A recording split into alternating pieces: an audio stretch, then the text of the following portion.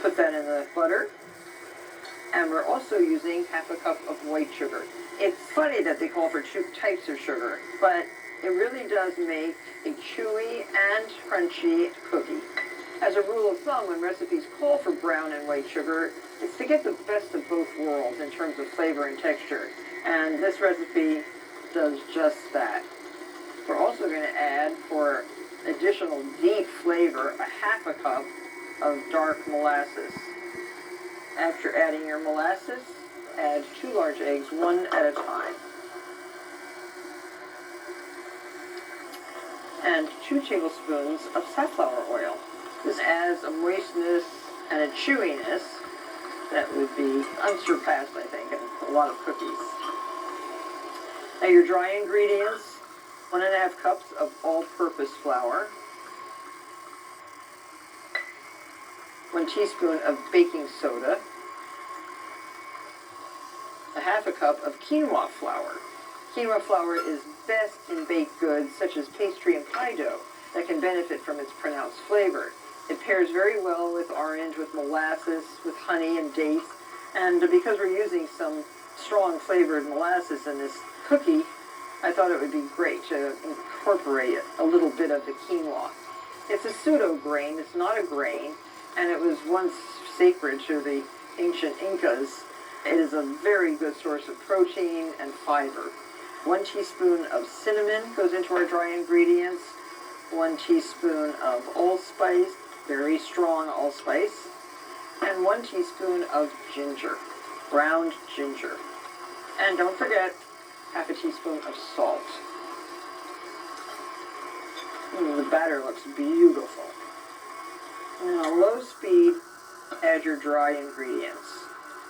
This is a very, very moist dough, so it's imperative that it rests in the refrigerator for at least an hour or even overnight.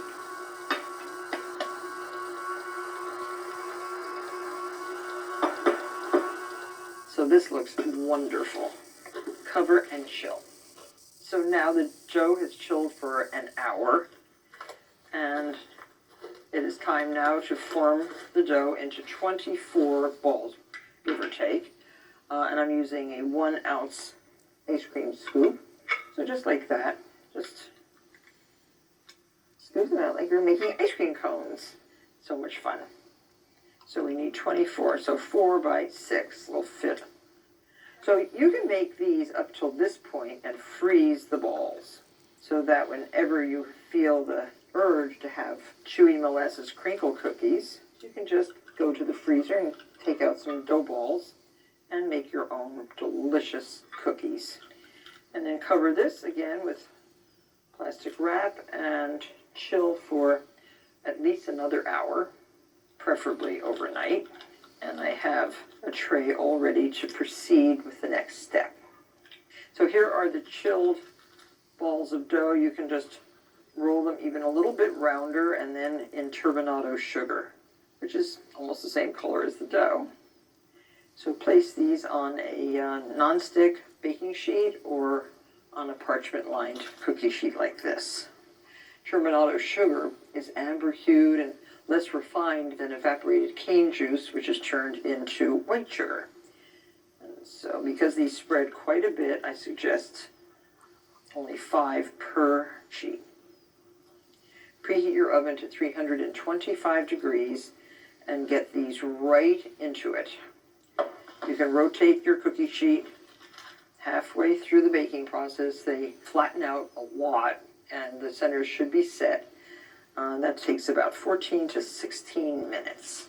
And wait till you see how pretty these cookies are. This is how the chewy molasses crinkles bake. Thin, crispy, and yet very chewy.